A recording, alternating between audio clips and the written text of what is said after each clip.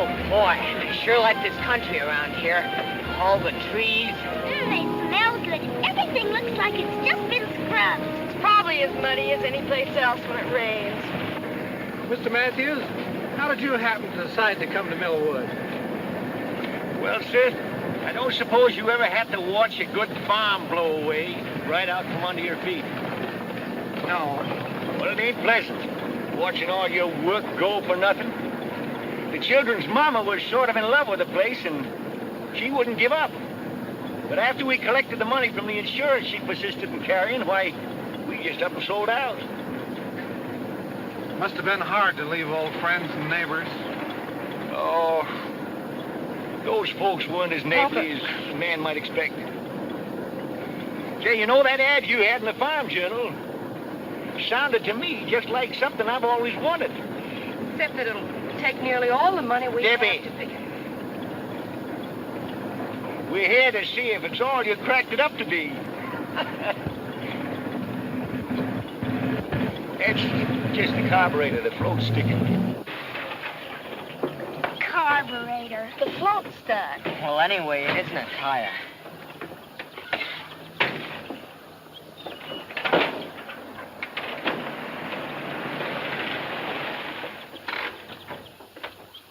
Hiya, Mr. Larkins. Need some help? Well, the motor stopped. Mr. Matthews, this is Davy Barkley, our county agricultural agent. I'm happy to know you, Mr. Matthews. What seems to be the trouble? Oh, the motor cut out all of a sudden. It's the carburetor. Cut out all of a sudden, huh? Doesn't sound much like the carburetor, sir. Do you mind if I take a look at it? No. Around these parts, when a human being isn't feeling well, why, we call Doc Pomeroy. But for anything else, like farms, crops, animals, or machines, or whatever, we hunt for Davy. You know, I don't believe there's anything he can't fix. If he believes it ain't that carburetor, he can't fix that truck. Because I can tell just by the wheeze of it what's wrong.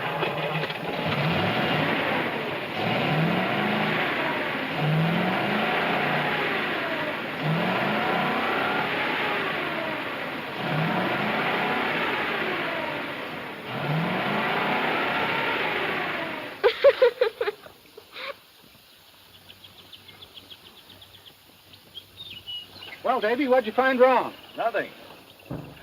Oh, you mean with the motor? Yeah. Yeah, well, a distributor wire jumped loose. I figured it was that or the carburetor. Well, I'd check it again if you're planning to go very far. Oh, not too far, I hope. I'm showing Mr. Matthews the Brady place.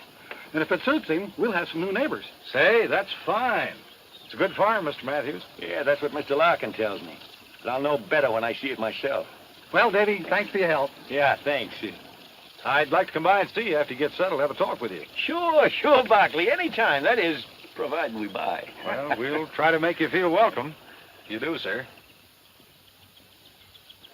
I'll catch that hood for you. Thanks.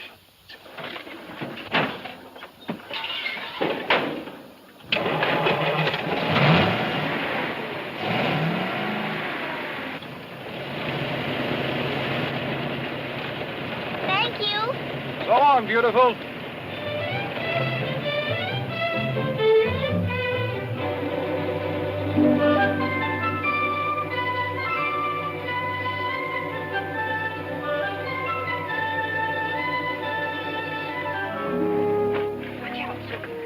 Don't you kids go nosing around. Well, there it is. Of course, it hasn't been lived in for 6 months. Little fix and put it in apple pie shape. Yes, but Let's take a look at the land. Well, the fields start right over there. come on, I'll give you a ride. Come on. What did I tell you about nosing around?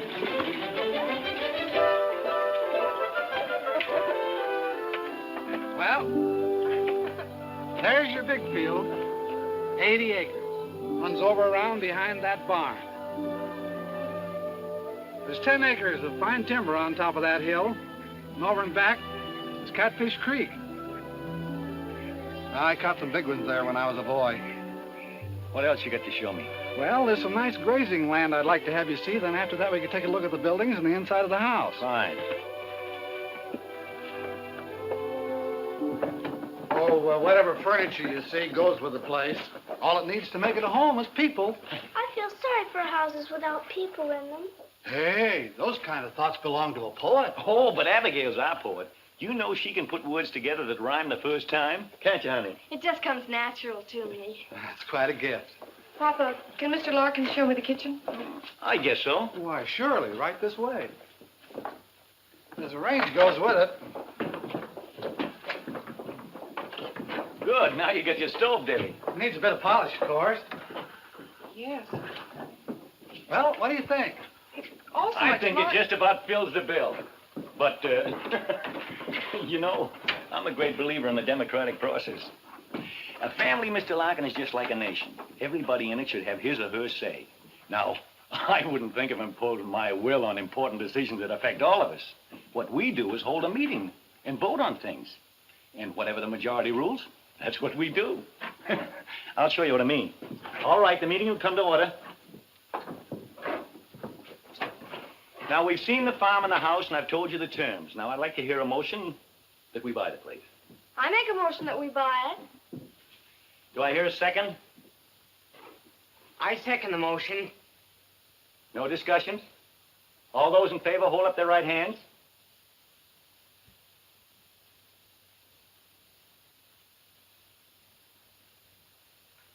Good. Passed by unanimous decision. You've got the papers, Mr. Larkin. The papers. Oh, yeah. Now, Mr. Larkin and I are going over the details. You kids can start unloading that truck. It's Helen! Benediction and blessed! It's Helen! It's Benedicta!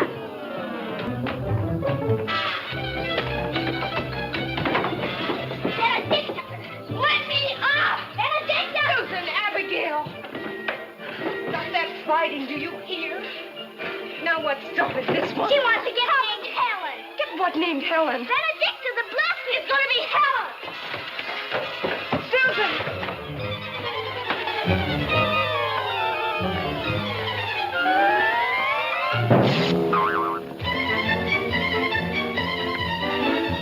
Papa, you did buy her. You did bring Helen. Helen? Her name's Benedicta. And then what? Benedicta the Blessed. What are you kids talking about? Benedicta, our new cow. But, Papa, you as good as promised I could name her, and I've chosen Helen. It's a beautiful name. It stinks. It does not. It stinks. Yeah, cut that out, you kids. Neither one of them names will do because what I bought ain't a cow. You can name that if you want to. Take him the pen, Penny. Be careful, son. He's kind of mean. Debbie, can't you keep these kids out from underfoot? I thought you were buying a cow. You'll get your cow, Debbie, a pair of them. Mr. Claiborne here's letting me have two at a bargain. Oh, about that tractor, Mr. Matthews. I'll let that go at a good price, too. Terms, if you like. Tractor? But we can't afford a tractor. We spent so much money already. Mr. Claiborne, I'll talk to you about that later. I'd like to think it over. Accommodate yourself, Mr. Matthews. When you buy like that, don't wait long for takers. Yeah, I know that, Mr. Claiborne. I imagine the young ones will be starting school right away, No, I thought I'd keep them out until next term. We're going to need all the help we can get, you know. I suspect you will at that, seeing the season's so far advanced. Tractor come in mighty handy. Sure would. Well, so long. So long, Mr. Claiborne. Now, Debbie, about that tractor. Papa, Susan, Abigail, and Phineas are not staying out of school. You need help, and we can't afford to I'll manage. We promised Mama they'd get their education.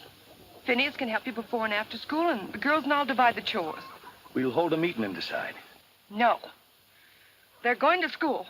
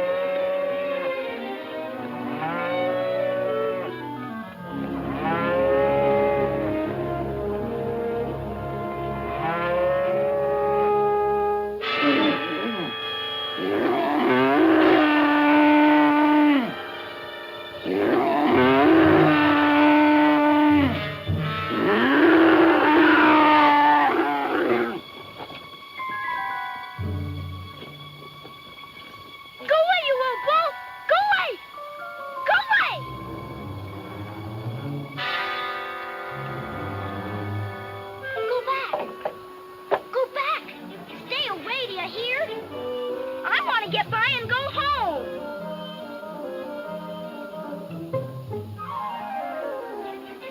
What you doing? Playing tag with Caesar? He likes to play games. Well, you can just chase him about his business, Mr. Smarty. I promised I'd hurry home, and I'm late already, counting Miss Milligan keeping me. So chase him away right now. Well, if you're going to act so bossy about it, I'll leave you right where you are. Take care of her, Caesar. Oh, I was just teasing. He wouldn't hurt a fly. Look. He's a purebred Angus, imported all the way from Scotland. Come on, scratch him. He likes it. What's the matter? You scared?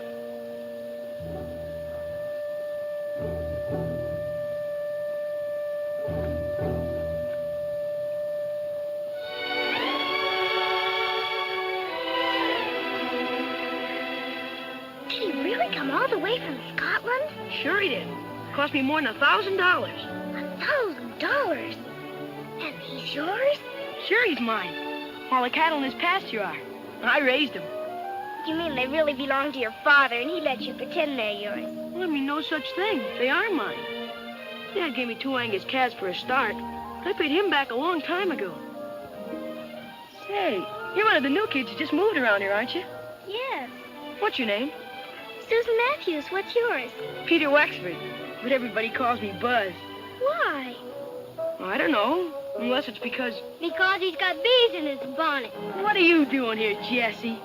Spying. Brothers are mostly dopey, but interesting. Say, I saw you at school today. Susan, this is my sister Jessie.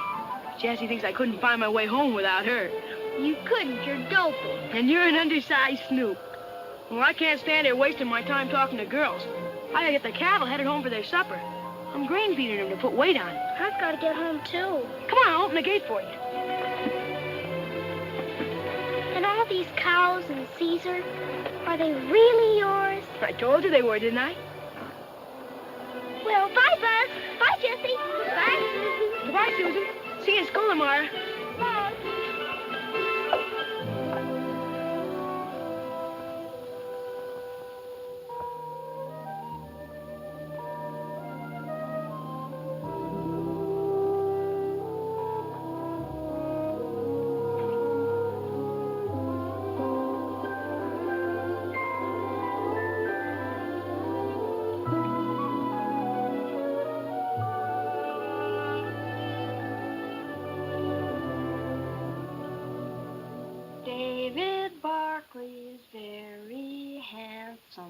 David Barkley is tall and slim.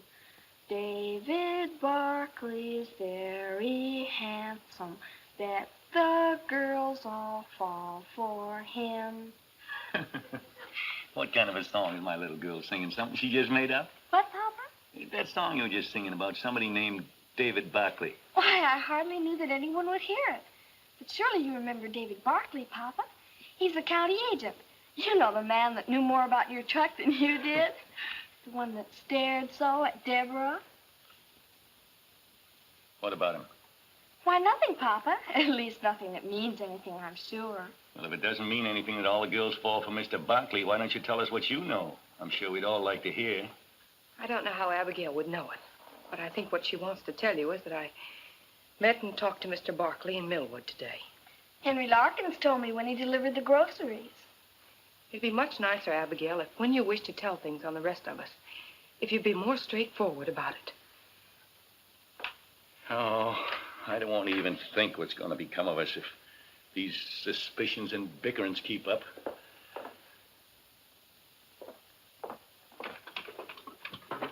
Maybe you'd like to tell us what you found so interesting to talk about with a so attractive Mr. Barkley. It was just about the farm. After all, he is the county agricultural agent, and I asked him what crops he thought we ought to raise. And I imagine he was very happy to offer his advice? He did suggest that we plant potatoes. Oh, didn't care for soybeans, huh? Oh, he said the summers here aren't hot enough. I don't suppose Mr. Barkley got his knowledge from working a farm. He studied in college. Well, after all, 40 years of actual farming is apt to give a man more know-how than he can get from reading about it. But he is in touch with all the farmers in the county. And the state university supplies them with the latest information and ideas. I've got all the ideas we need. Now I've got something important to take up. Finney. Yes, Papa? Sit down here. We're going to have a meeting. Yes, Papa.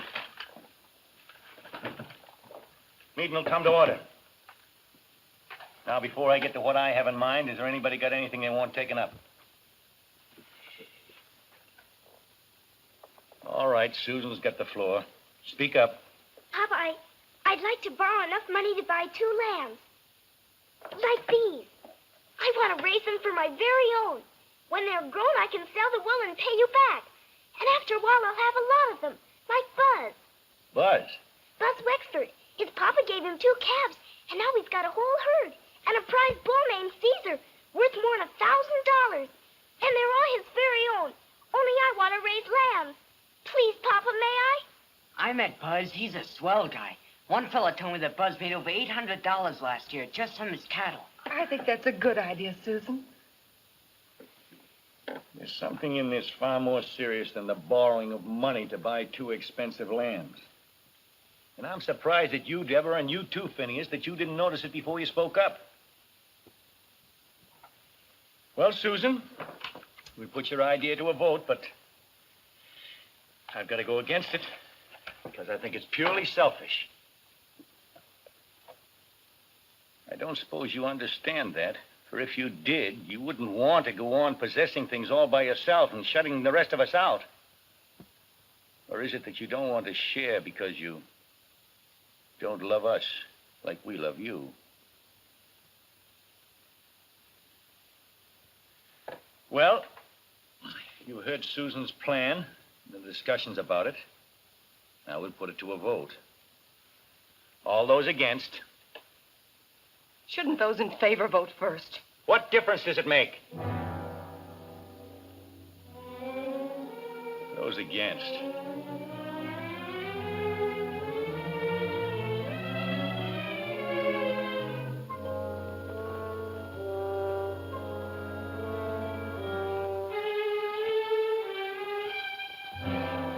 Good. I guess that settles that.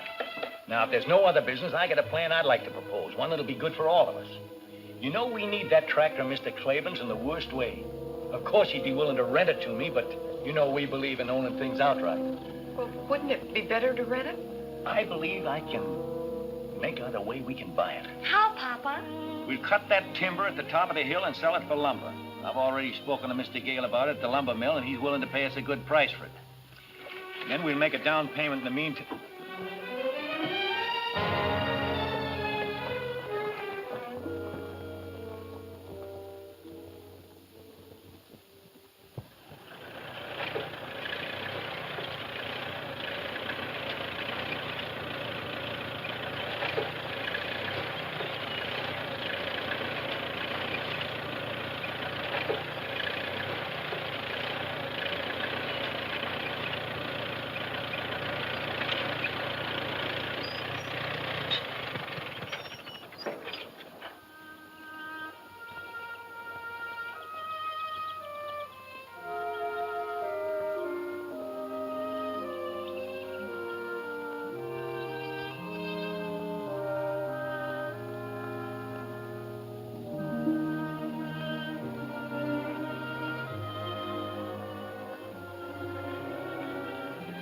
All right.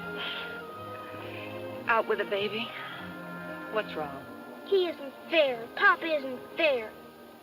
He got his tractor, but I didn't want those lambs for my own because I don't love all of you. I wanted them because I think I can help you say why. It's because you want to be an individual. And to prove that you are one, you got to do something all by yourself. To own something that's wholly yours. Is that wrong? I don't think so. But how'll I ever be able to do anything like that? Abigail always votes the way Papa does. And if Papa even looks at Finny, Finny gets too scared to vote against him. Well, it's sort of like fighting a pillow, honey. You can't win. You dent it in one place and it just fills out in another. All you do is exhaust yourself. I found that out. But who knows what can happen tomorrow? I got work to do. Want to ride with me?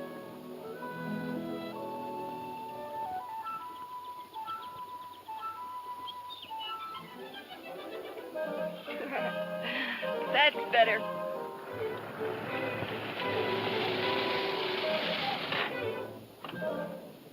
Hello. Hello, Mr. Barkley.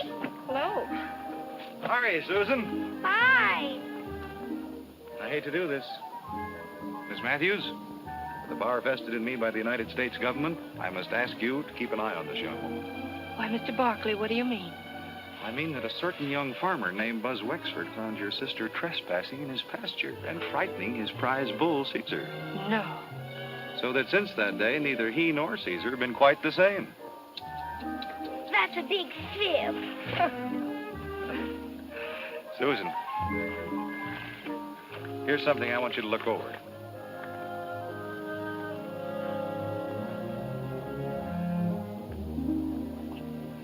What have you decided about your crops, Miss Matthews? I told Papa, my father, what you said, and he figured he'd rather work a crop with which he's more familiar. Oh. Well, I can understand how he feels. I see you've started your plowing. Yeah, I just hope I can keep the furrows straight. Would you mind a suggestion? No? The furrows would be more effective in holding water and preventing erosion if they were run across the field. The one bad place on your farm is that hill. There's a soil condition up there that should be protected by some drainage ditches. What kind of soil condition? An old fault runs across the top. The water seeping into it might tend to loosen the front of the hill. You mean that the whole face of that cliff could fall onto our farm? Well, it's really... Well, Mr. Larkins never told us about that. I doubt if he knows it. It's an old fault. There's no active danger with the trees and their roots to hold the soil. But Papa's cutting down the trees. Mr. Barkley, would you mind telling my father about this? By all means, I certainly think you should know about it. He's up on the hill now.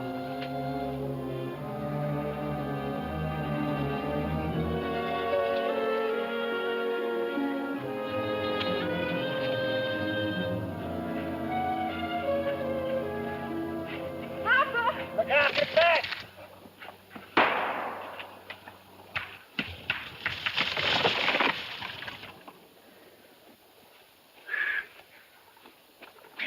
You remember Mr. Barkley? Oh, yeah.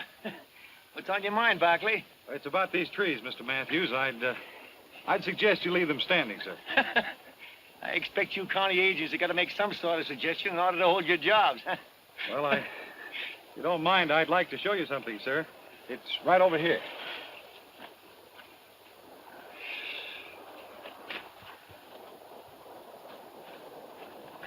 Look at this, Mr. Matthews. That ground has slipped down and away from the earth we're standing on. Yeah, but that looks to me like it happened an awful long time ago. It did, but there's no telling how deep this fracture goes. Look. Here is the face of your hill. This fault runs across here and has a natural drainage into a dry ravine down below that points directly at your farm. Without these trees, the whole top of this hill could erode away. But by keeping the trees in, putting in some drainage ditches along here to protect the fault, it'll save you money. It might even save your farm. Well, thanks again for your interest, Barkley, but I ain't gonna let a crack in the ground stop me from making several $1,000s. And now, as a man who's got work to do, you'll excuse me. Well, thanks for listening, sir. That's all right. It won't be long now before I'll be able to show you what a real farm looks like. I'd like to stop by and see you again. Anytime, but... Debbie, if Mr. Barkley don't mind, I'd like to speak to you. Private. Thank you.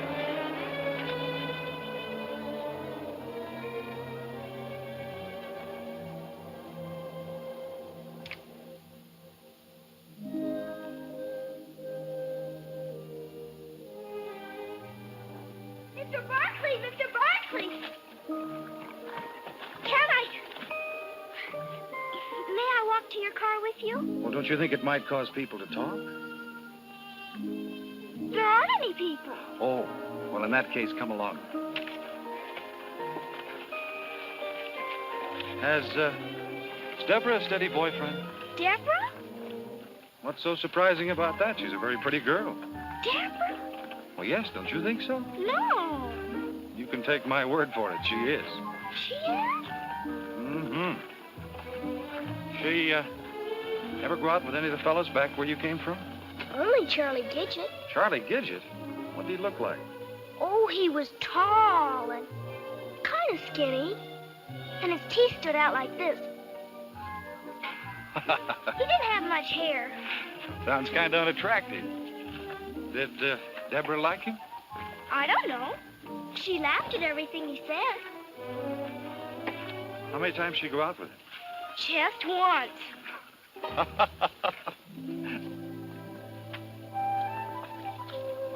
Well, Susan, thanks for accompanying me. You can follow this creek bed right down to your house. But I wanted to ask you something. You did? What? About this, the 4-H club. Oh, yes, the 4-H club. Susan, the theme of the 4-H club is show, not say. Got time to take a little ride with me? Sure. You may be the key to open the door and let the sunshine in. Huh? We can get to my car right up here. Come on, sweetie.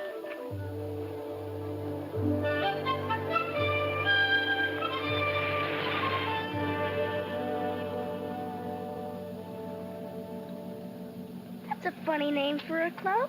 4-H. Each one of the letters stands for something. The first H stands for head, the second for heart, the third hands, and the fourth health. And the 4-leaf clover is for good luck. I think 4-H club members make their own luck. Can people do that? Sure. They use their heads, hearts, and hands. You see, Susan, the 4-H club was started for kids just like you, to help them learn better methods of farming and homemaking, so that when they grow up and have farms and homes of their own, they'd know how to run them successfully. As county agent, it's part of my job to help the club members with their projects. Huh? Each member has a project, a piece of work that he plans and carries through all by himself. Oh. It can be almost anything. Oh, raising rabbits, a garden, calf, chickens, fruit trees. Baby lambs? Sure. Or sewing, cooking, canning. There are all kinds of projects. Is Buzz Wexford a 4-H member? Buzz? Oh, he's the star of the Millwood Club. He's already made enough money from his Angus herd to put himself through college.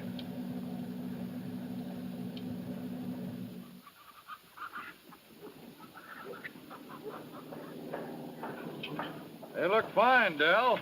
Thanks a lot. Say, these are new hutches. Yeah, I built them myself from those plans you got for me. Oh, it's a nice job. Tell me, how are your books? I can tell you, Mr. Barkley, he hasn't kept them up. Gotta keep after that, Del. Keeping books is as important as any other part of a project. I'll do them tonight, for sure. Good. What do we have here? Canned pears. They're for you to sample. Oh, well, thank you. How's your canning project working out? Mr. Larkins took 50 mixed quarts on consignment. And the Franklin store in Barton has ordered 30 pints of my pickle lily. You better save some of those for Pop, or he'll be sore. Oh, those are beautiful. You know something, Herb? I think she's going to win you some ribbons. That is, if you take good care of her. Gee, Mr. Barkley, I treat her just like a mother.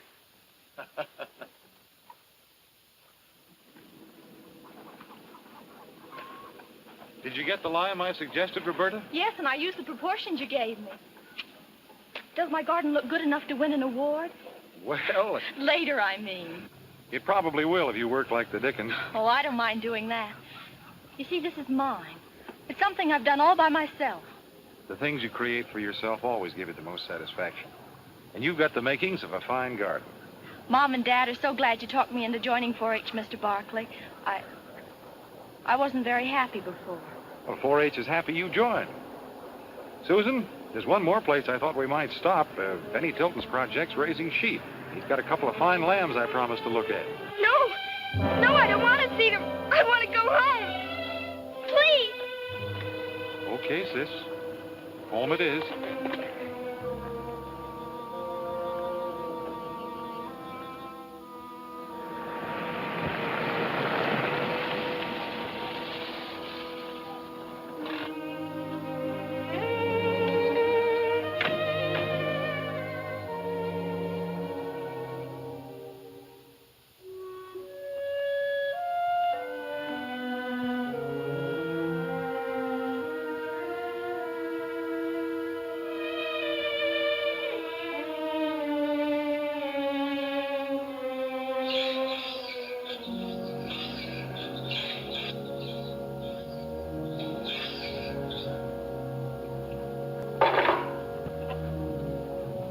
Matthews, I'd like... It's about the furrows, Mr. Barkley and my It's father. not about the furrows.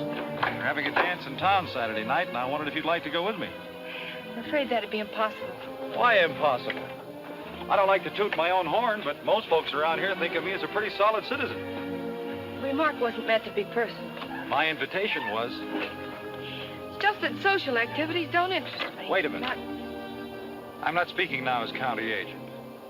This will be a purely personal observation. You're a coward. Your father, who's probably ruined several farms and is setting out to ruin this one, seems bent on ruining his family as well. Don't interrupt me. I just brought Susan back from showing her some of the work being done by the 4-H clubs. She pretended she didn't like the idea. For the same reason that you just turned down my dance invitation. Because you're both afraid of your father. Some excuse for Susan. She's just a little girl. But there's no excuse for your quitting without putting up a fight, except cowardice.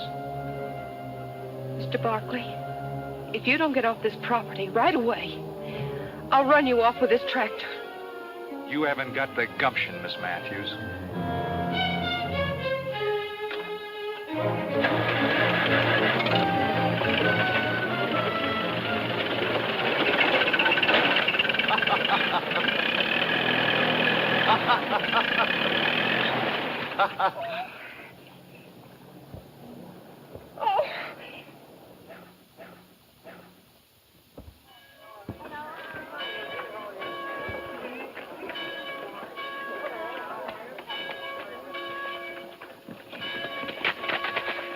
Hiya, beautiful.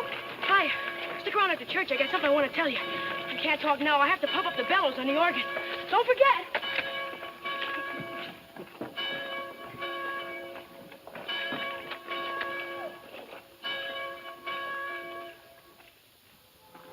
Well, the Matthews. Good morning, Mr. Larkin. Miss Matthews, Mr. Matthews. How are you? We thought we'd try you out and see what kind of a breach you got. Welcome to our church. It's a nice church, Mr. Larkin. Yeah. Looks friendly.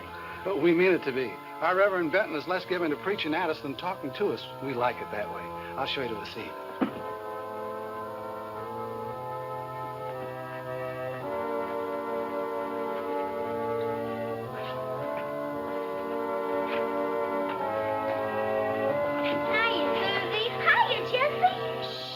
Hello, David. Good morning.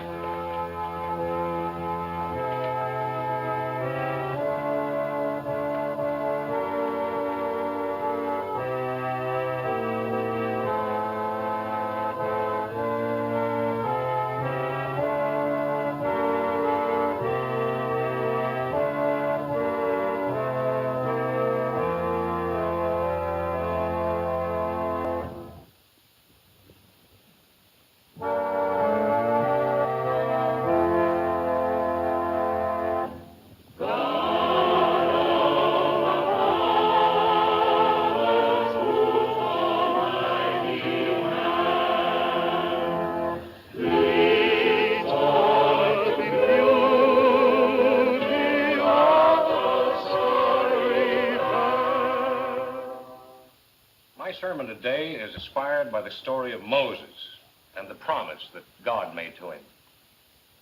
The story may be found in the Old Testament, the book of Exodus.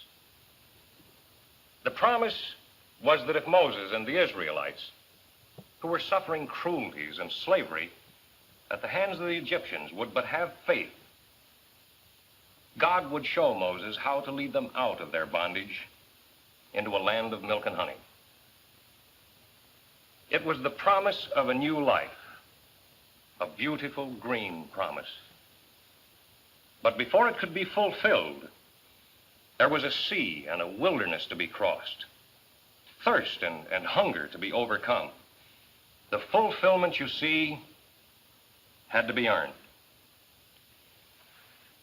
Now, I find a parallel between those ancient Israelites and ourselves, all of us.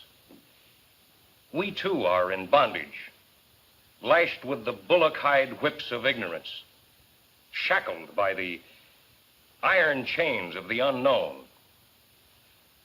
But the same promise, the beautiful green promise, has been made to us.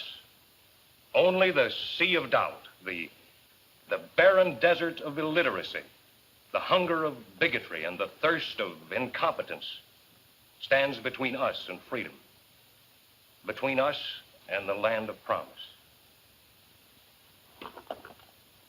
Now, we've been given not just one Moses to guide us, but many, our men of science, our doctors, chemists, mineralogists, agronomists, all those patient seekers after fact and truth, the delvers into the mysteries of matter, the searchers of the mind for a better understanding of human behavior. These men are our Moses, turning our feet away from the false and easy trails of superstition and guiding us along the steep and toilsome path of knowledge, the one true and the one and only road to the land of promise, where we may claim our heritage.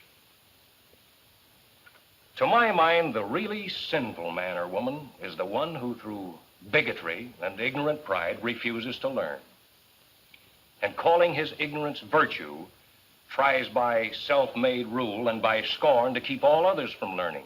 These are the real sinners. And here is the vilest evil.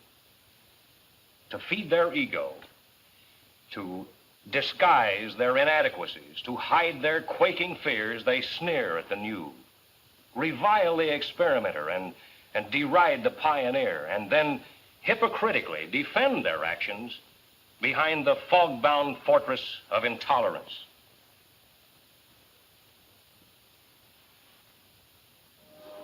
Mr. Matthews. Enjoyed your sermon, Reverend. It was a fine talk. Made sense.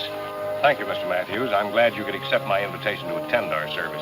I'll see you all again next Sunday, I hope. Oh, we'll be here. We're a church-going family. Papa, we must hurry. Come along, Abigail. Young man, excuse me. Surely.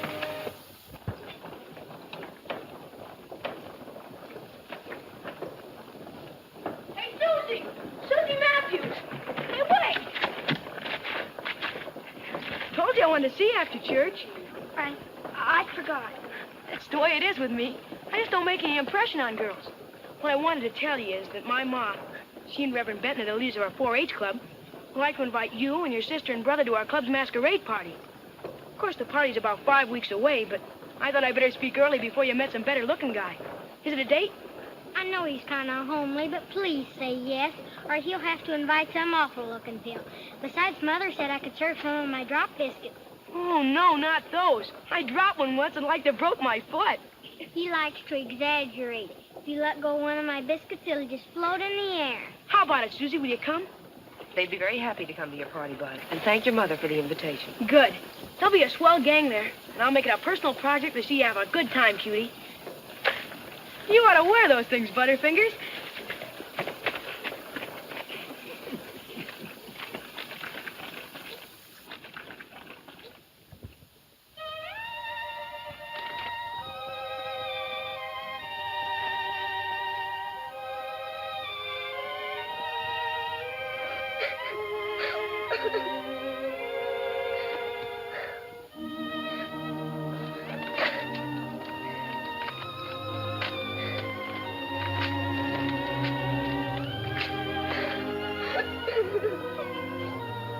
Susan, aren't you finished with Finney's room yet?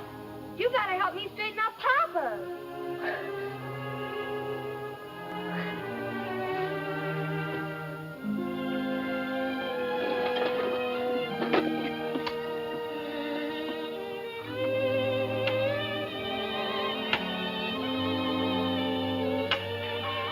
Hey, what you doing with my fishing tackle? Well, I thought maybe you'd take me down to the creek. Will you, Finney? Oh, gee, I daresn't, Susie. I ain't got the wood cut for Deborah to cook supper with. Papa'd skin me alive. Oh, please, Finney. We'll only stay a little while, and I'll help carry in the wood. Well, maybe there'll be some early ones hungry enough to bite. But we gotta start home in time for me to get the wood in. Boy, this looks good, Susie. We ought to get some big ones here. Come on. I can get up by myself.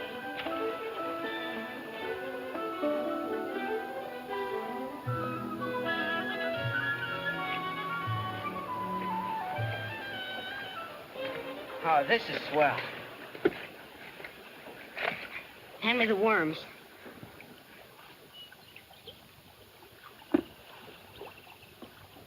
Here you are, Susie.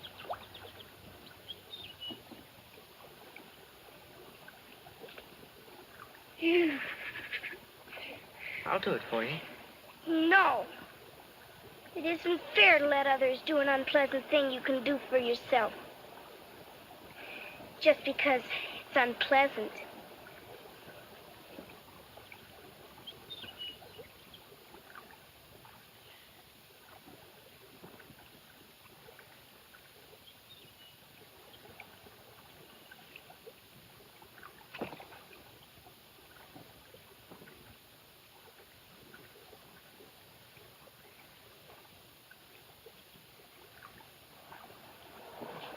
Hiya, Finny. Hiya, Susie. Oh, hiya, Buzz. You know, you're trespassing on my pool. You're trespassing on our property. Well, gee whiz. You got a fishing license? No. Well, if you won't say anything, I won't.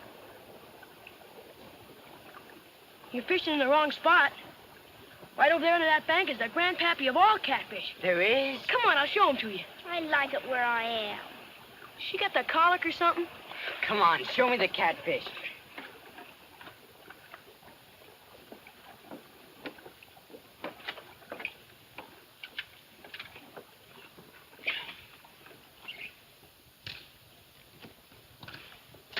What is it, Buzz? It's Jessie. Pretend you don't notice or you'll embarrass her. She's spying again. See that shadow? There he is. Gee whiz, let's try and catch him. Oh, he's too smart. All he does is just bun for bait. Jessie. He's almost as smart as Buzz thinks old Caesar is. Caesar is smart. Caesar's smarter than you anyway. You didn't know I was trailing you. Sure didn't. I thought it was an old stray cow. Did ya?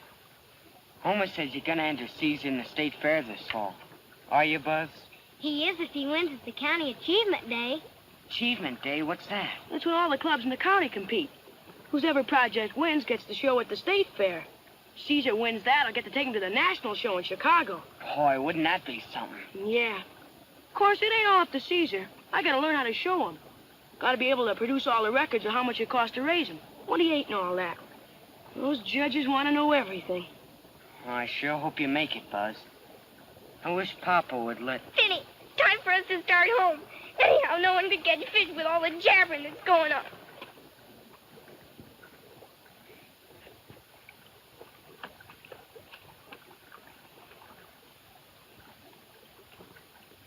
Now you did it. Did what? Only a woman would understand. Oh, shut up.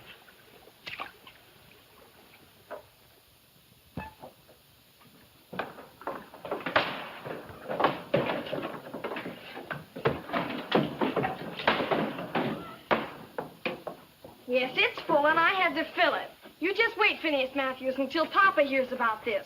He'll probably give you a good whipping. But, Abby, it wasn't Finny's fault. I made him go. Explain that to Papa. You're gonna get it. Listen, Abby, if you won't tell Papa, I'll give you a new Indian bracelet I just made. Let me see it first. It's upstairs. Come on.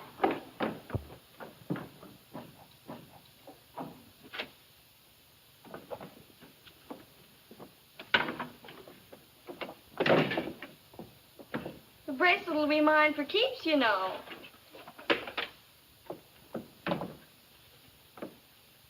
You give me that, you nasty little snoop.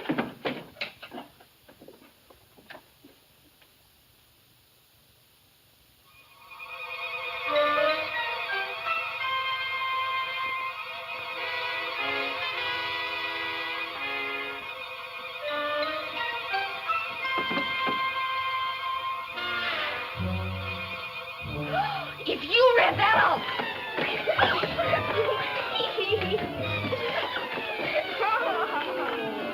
You give me that or you'll be sorry. I won't be the one who's sorry after Papa sees this misformed device. Oh! You give me that. Give me that. What's all this screeching about? We were just playing. Weren't we, Abby?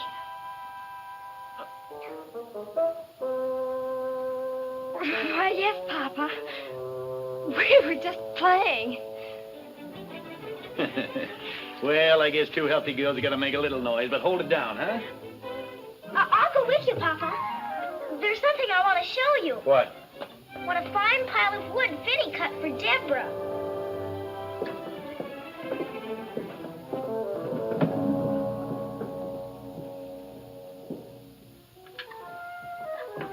Excuse me. Did you do your homework, Phineas? No.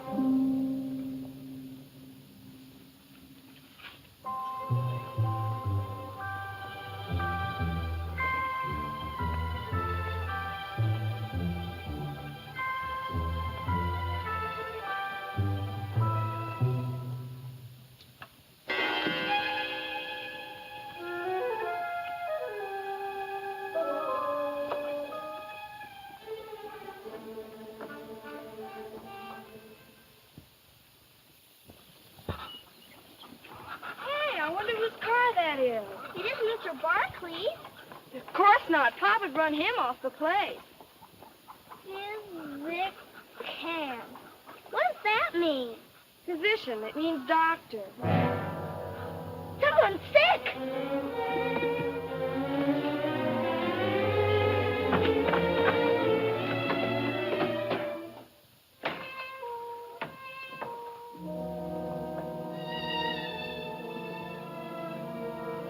Deborah.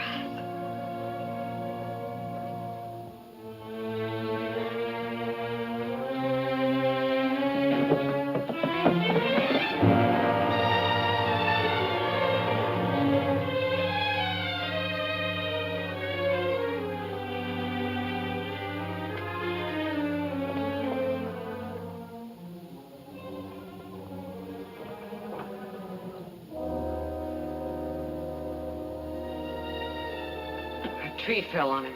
Oh, Papa! Abby, be careful. He has 2 bad leg fractures and a nasty cut on his head. I'm afraid he'll be laid up for some time. When I get the splints on, he'll rest easier, but he's going to need a lot of care. You get the best of care, Dr. Palmer. Good. Oh, would you send one of the youngsters down to my car and get my other grip, please? Vinny.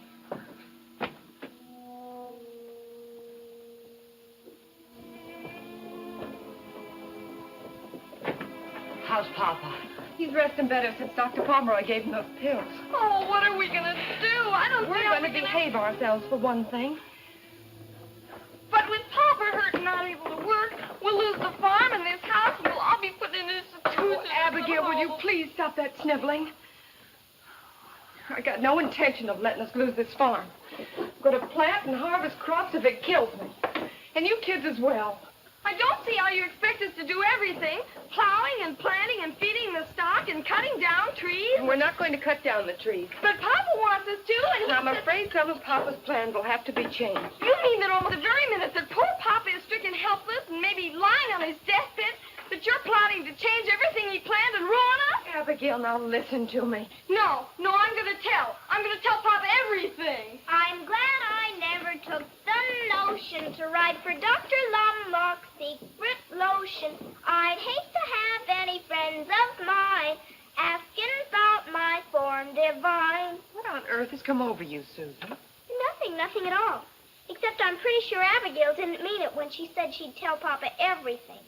Did you, Abby? No, of course not. I was just making a joke. I wouldn't think of telling Papa anything you didn't want him to know, Deborah. Honest. Get me some hot water, Phineas.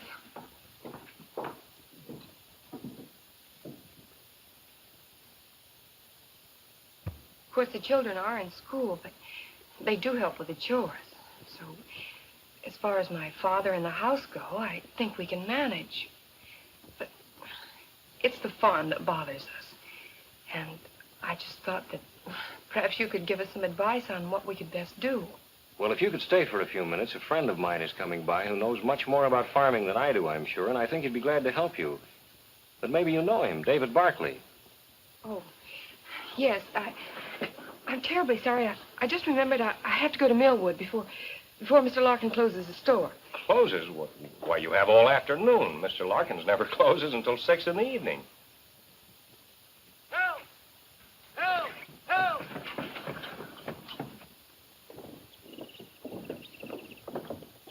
Help! The truck's brakes must have slipped. I can't let go long enough to settle.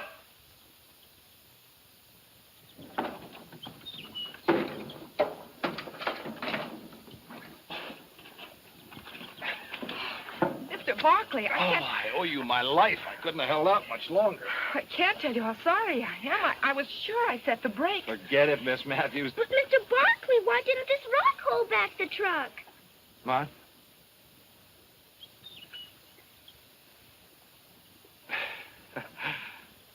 Thing like that could ruin a tire.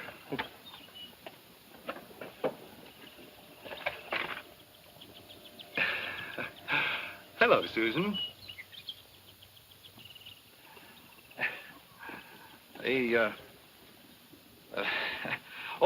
Reverend, my sister-in-law and her mother wanted me to say goodbye to you. Tell you how much they enjoyed your sermon last Sunday. Oh, thank you. Have they gone home? Left yesterday. Brother Ed wired, said if she didn't want him to starve to death, she better get herself home. Think it could be jealousy? Oh, quite possibly. Your sister-in-law is a very attractive young lady. Oh, we Barclays have an eye for pretty women. Well, there's certainly nothing wrong in that. Oh, David. Miss Matthews came by to ask my advice on how best to manage the farm now that her father's laid up, and I told her I thought you were the one really most qualified to help her, and it just occurred to me.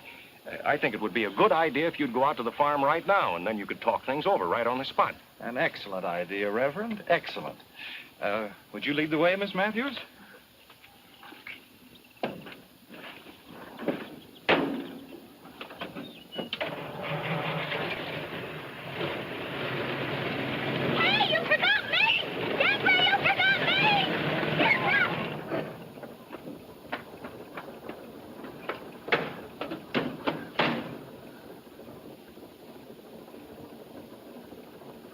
Thanks, Jim. Thanks a lot.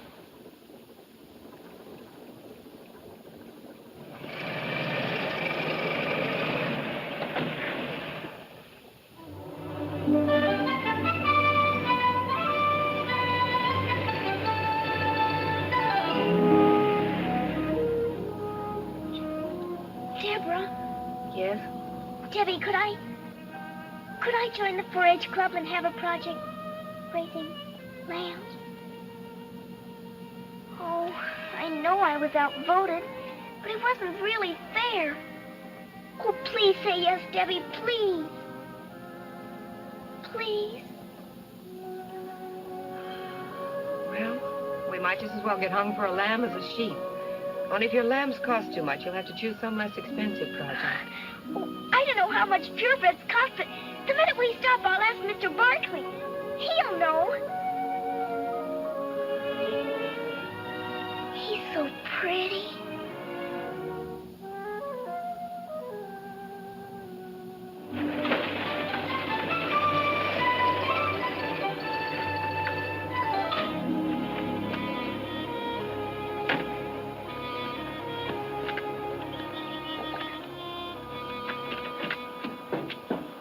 Thank you. There's something I'd like to tell you. Yes? Maybe we'd better talk about the farm first.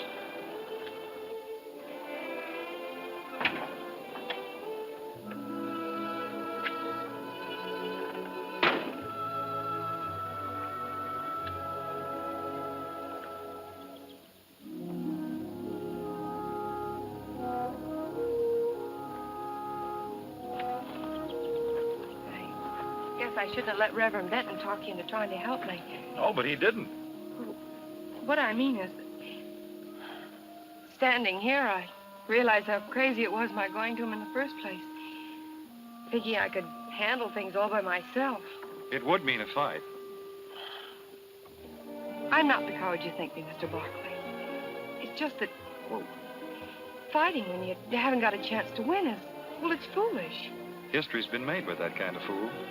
I'm willing to work, but I don't see how I could ever manage. All this land and the children. Oh, it'd be tough, all right. If you had the courage to try, I could help. There are methods and shortcuts that I could show you that would cut the job down to manageable size. That is, if you're not afraid to tackle it. I'm not afraid. It's just that... How could I start? Can you take orders? I think so. Good. The first one is that you call me David. Mr. Barkley, Well, now, if you can't follow a simple order like that, there's no sense going on. Frankly, David, I'm scared. The best way to overcome that is to get busy. Come on, Deborah.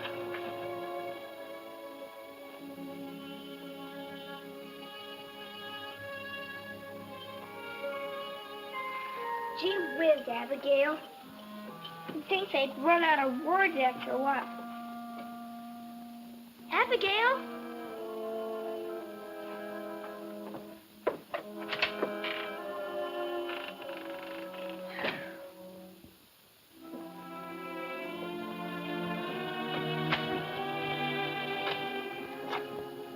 Thank you, Abigail.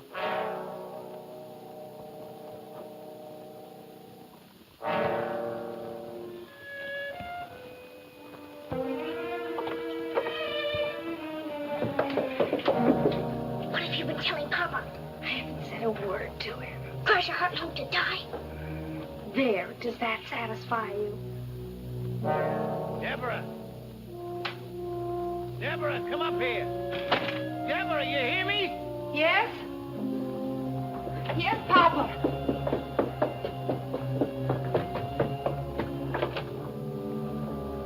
What was it you wanted? Now you listen to me, Deborah. Don't you think for 1 minute that I don't know what's going on behind my back. Because I do. But if Abigail hadn't come up and raised that window to give me some fresh air, I would never have known about this treason. I heard every word you and that book-taught farmer said. You probably prayed that I'd be struck down so as I could try out your crazy schemes.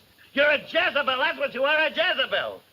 Oh, you don't care if his insane ideas ruin us and drive your helpless sisters and brother out into the world homeless and... Papa, be quiet. You slept through the sermon when Reverend Benton was describing the sinner who didn't want to learn and who tried to keep everyone else from learning. He might just as well have been describing you. David called me a coward for not standing up to you, and I got angry. Now I realize he was telling the truth. I've made up my mind not to be afraid any longer. Since you can't run this farm, I must. And I intend to run it David's way. Now, if you need anything, you call me.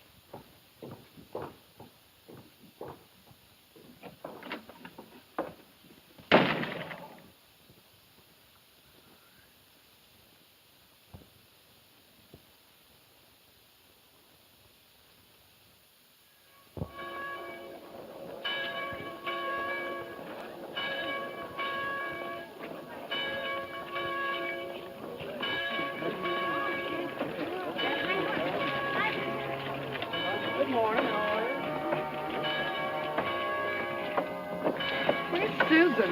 I don't know, and furthermore, I don't care.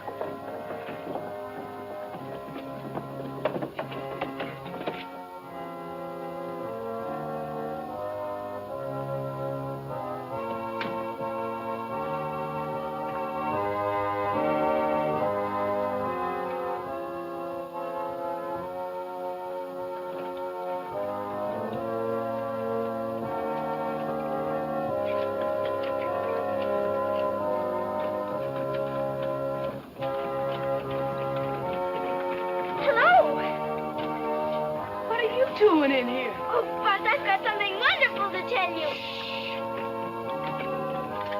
You'll have to wait till this finishes.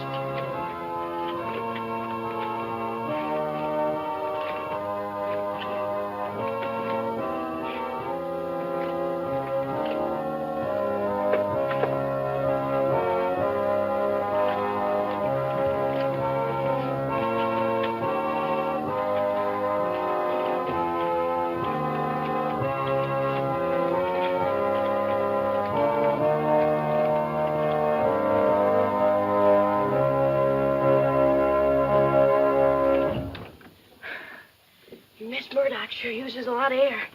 She likes to hear that old organ roar. What is it you want to tell me about? Well, Buzz,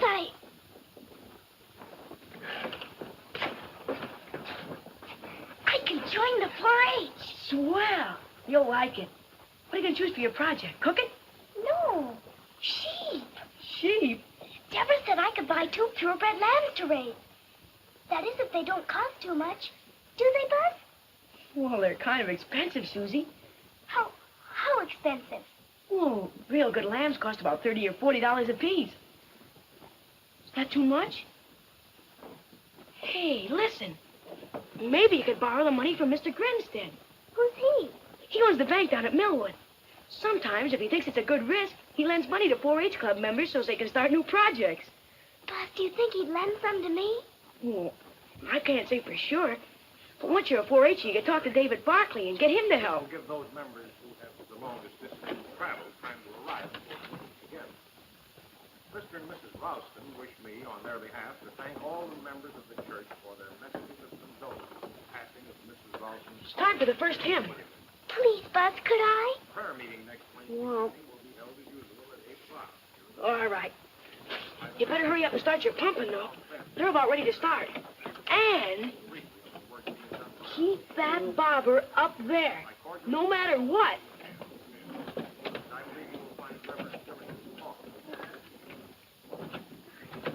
Happy to hear that church supper last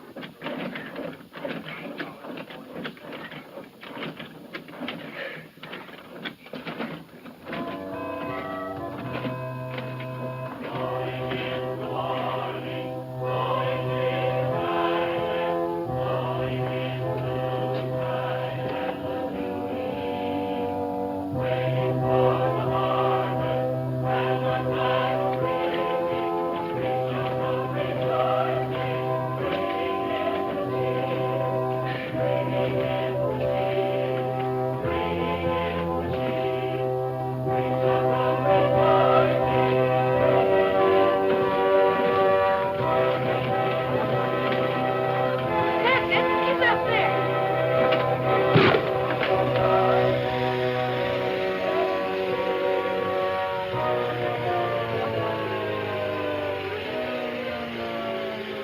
We shall come rejoicing, bringing in the shade.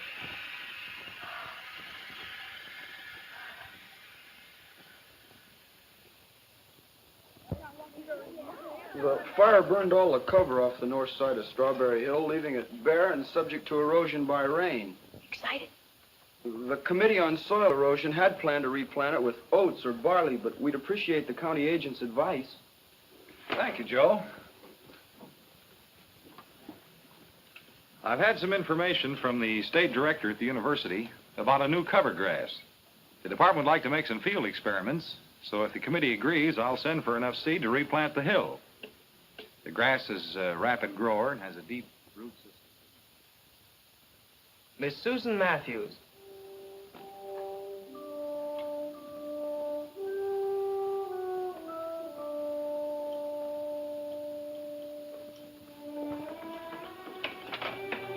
Just step up there, please. You've been approved to become a member of the Millwood 4-H Club. Please raise your right hand and repeat the 4-H pledge after me. I do solemnly swear that I, Susan Matthews, will uphold the rules and bylaws of the 4-H Club. I do solemnly swear that I, Susan Matthews, will uphold the rules and bylaws of the 4-H Club. And as a true 4-H member, I pledge my head to clearer thinking. And as a true 4-H member, I pledge my head to clearer thinking, My heart to greater loyalty. my heart to greater loyalty, My hands to larger service. my hands to larger service, My health to better living for my club, my community, and my country. my health to better living for my club, my community, and my country. I herewith declare you a member in good standing of the 4-H Club of Millwood. Here's your membership card, your 4-H badge, and a member's card to put on your house. Congratulations and good luck on your project. Congratulations, Susie. Congratulations, honey. Thank you, Mrs. Wexford. Thank you, everyone. I'm going past your house, Susan. Would you like a ride? Mom and me were going to take her, but you better take her, David. She's got something to ask you. Well, good deal. Congratulations.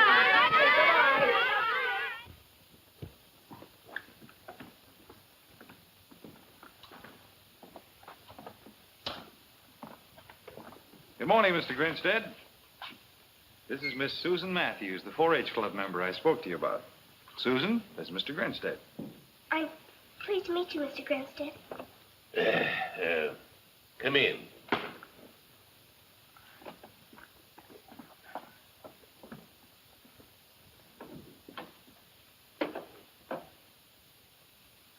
Sit down.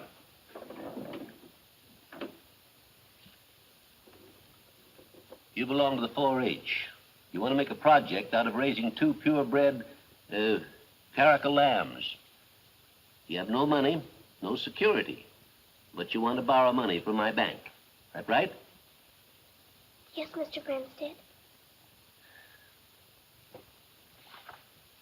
How do I know you know anything about raising caracal lambs? They're a very hardy breed of sheep imported to the United States from Boca Jara. Many experiments prove they thrive in this country. Their wool and hides are very valuable and have a ready market. The wool from the grown sheep measures from 8 to 12 inches and weighs from 7 to 9 pounds and is used for rugs, carpets, blankets, and sometimes to make hats. The meat is not considered as good as that of other breeds, but is wholesome, and the milk from the ewes is made into fine cheese. The ewes grow to a weight of 125 to 175 pounds.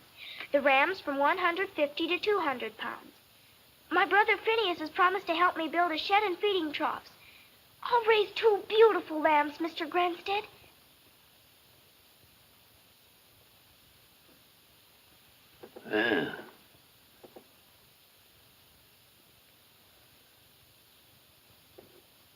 Do you know what interest is? Yes, it's what you pay for the use of money.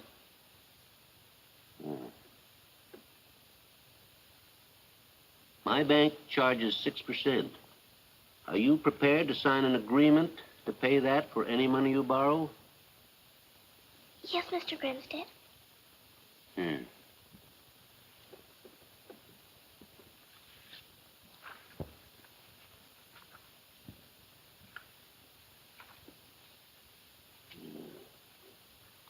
What's your full name? Susan Anastasia Matthews.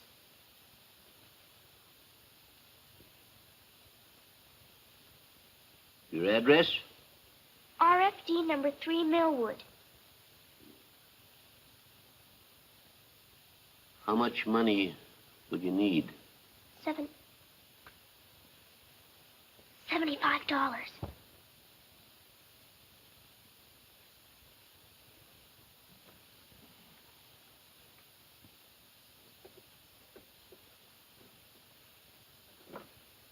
Sign here. Oh, Mr. Grinstead.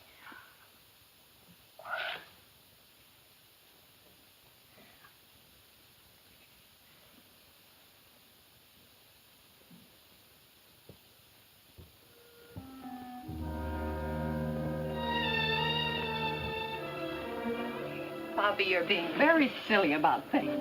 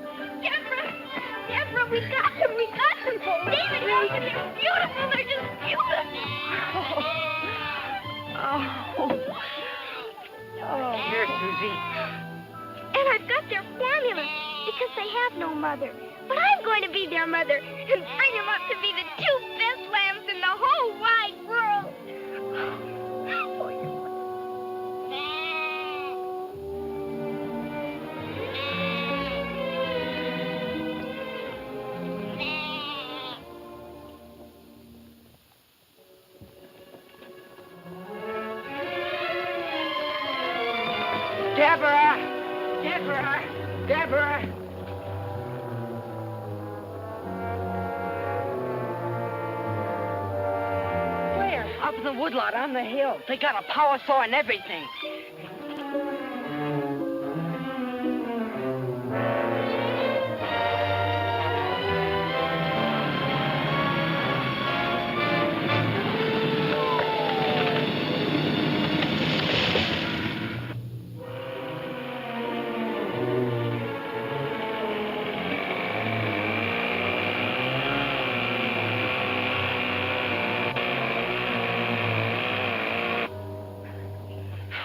Doing here? We're not trimming our nails, miss. Well, who gave you permission to cut down these trees? I bought them from old man Matthews. My father sold them to you? Well, if the old boy's your father, he did. You can't have them. Now, look, miss. These men and this equipment's cost me plenty every hour. Now, if your old man wants to change his mind, he's going to have to pay for that. Plus, the profit I have a right to expect.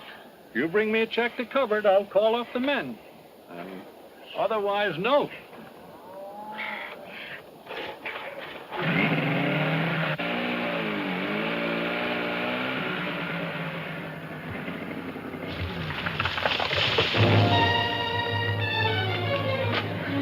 You better stay here, Finney.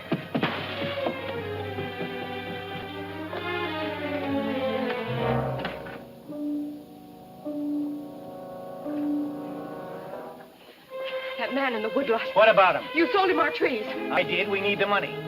You're going to give him back every penny of it. Whatever else he demands, so I can tell him to get his men off our property. I am not. Then I'll return the tractor to Mr. Claiborne and get back our down payment. I've already sent him his check. The tractor's ours.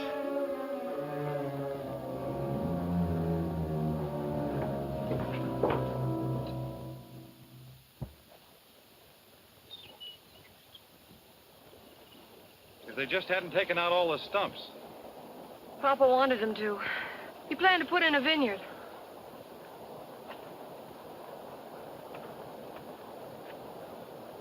How bad is it, David? Well, any rain will drain down into the fault. Well, what about digging those ditches you spoke of? That's a big deal. But there are a lot of roots that'll hold for a while. Don't look so serious. I'll work out a plan when I get back from Fulton. You're going away? Only for a week. Think you can bear it? I guess so. If I must. Meanwhile, I'll show you something that Phineas can get started.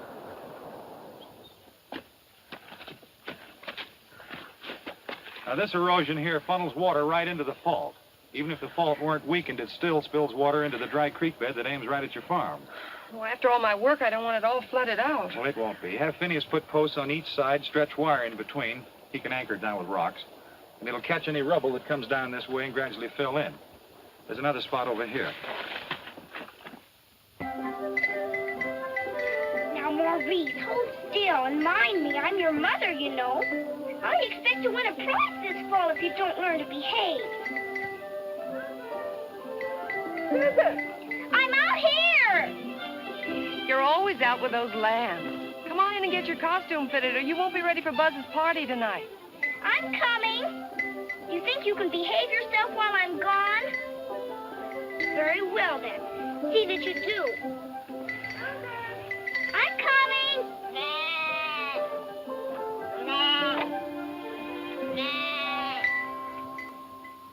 Here's your hood, Susie. Thanks. I wired those ears up good. You're beautiful. Let's try this, Phineas. Ow. Well, stand still. Gee, you look swell. Deborah made it. I'm Daniel Boone. No. Hey, you going with us? I'm going out, but not with you. Where? To a dance. To a dance? Well, don't act so surprised. That's not very flattering. I'll bet I can guess. David Barkley's back. Oh, you're much too smart. He's coming back late this evening. Well, gee whiz. Susan, there are times when I could just...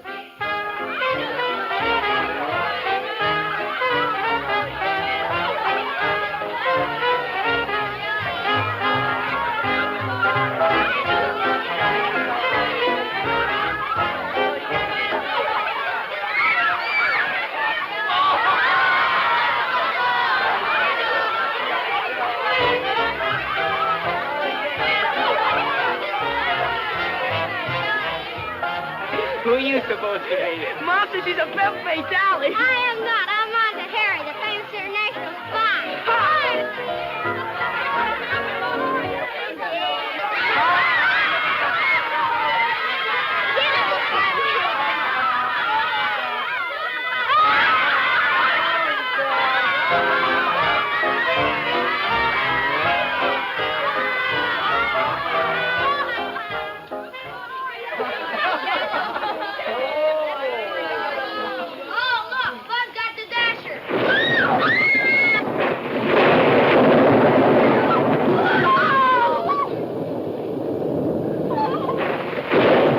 What's the matter, Susie? You're not afraid of a little lightning, are you? No, it isn't that, Buzz. It's what? It's my lambs. They're out in the barnyard. Well, they're in their shed, aren't they? Oh, yes, but... Where do you want them, in your bed? Your lambs are safe. Come on, eat your ice cream. I churned it with my own sweaty little paws. Yes, but I hadn't been spying on him. He left out the salt. He's an awful problem. Aw.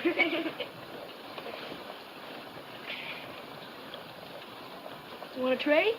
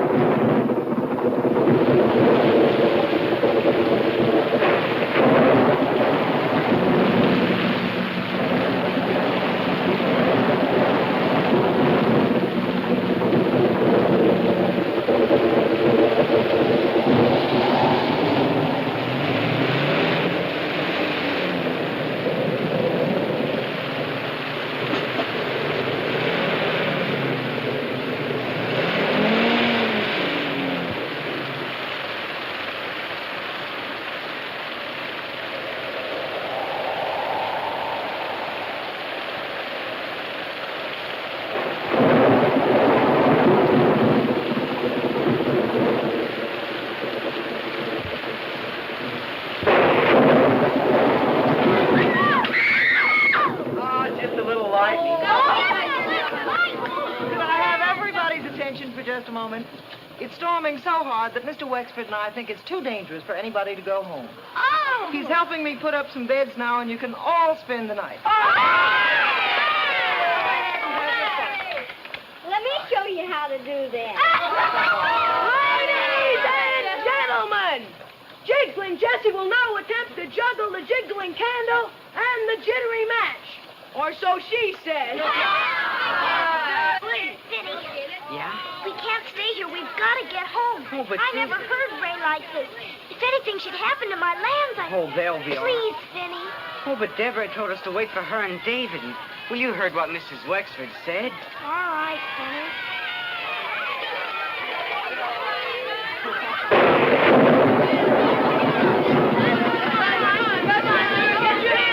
Oh, you're going to miss it.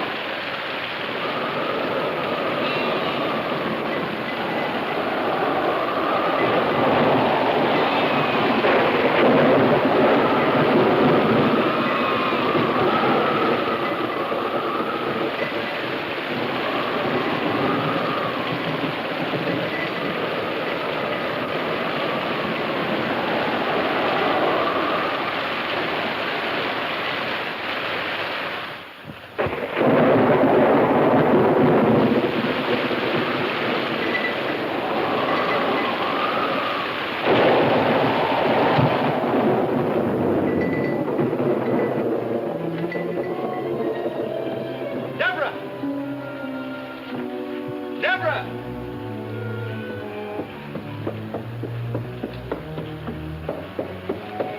Where's Susan's room? There. Here's she. All right, just worn out. Where's Deborah? When the barnyard started flooding, she went up on the hill to check some barriers. I'll put Susan to bed and go look for her.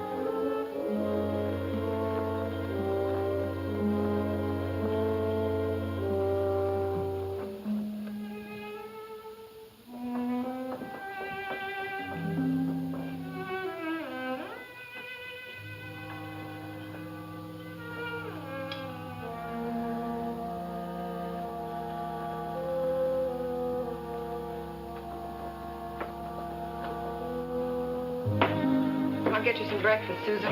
No, thank you. I don't feel like eating. My lambs, are they... Behind the stove, Susan, fat and sassy.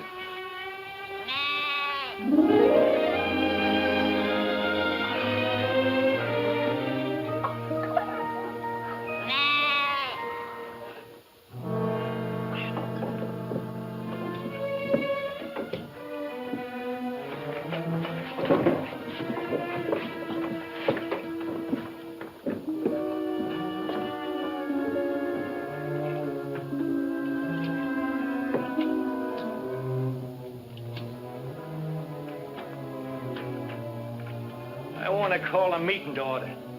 I'll wait outside. You're mixed up in our affairs enough to stay and hear what I've got to say. Sit down, all of you.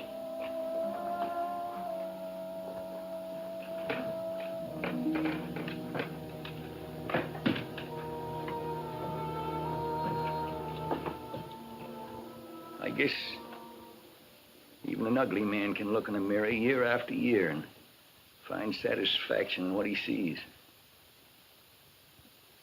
He never sees what's really there, only what he wants to see. A reflection of himself as he likes to imagine he is. But if one day something comes along that makes him look closer, he'd know then and forever after that he was just an ugly man. Mr. Barkley, I knew deep down inside your advice was well-intended and good. But I turned it down just like I did everything else that didn't happen to agree with my own peculiar notions. Also, I was afraid that you and Debbie Well,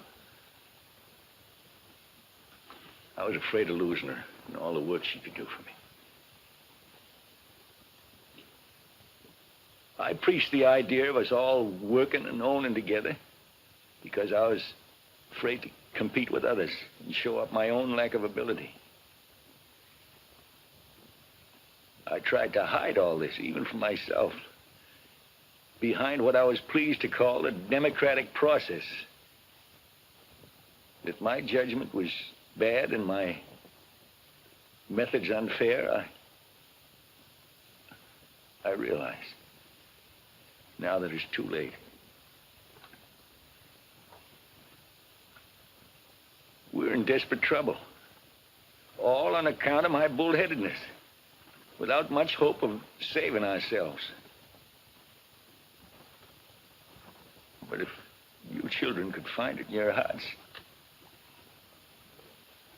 to forgive me, I know that I could find in that the courage to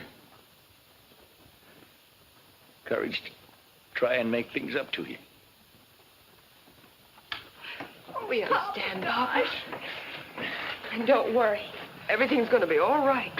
Papa.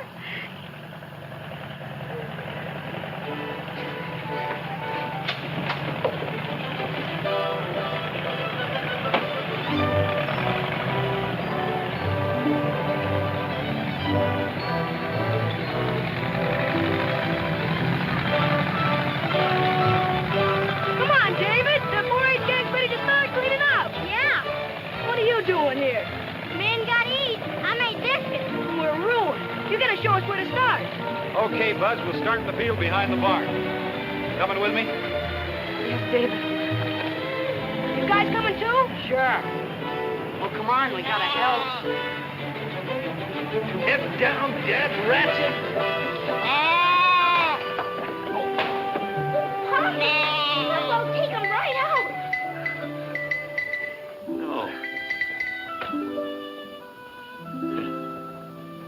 You know, Susie, I'm beginning to like him.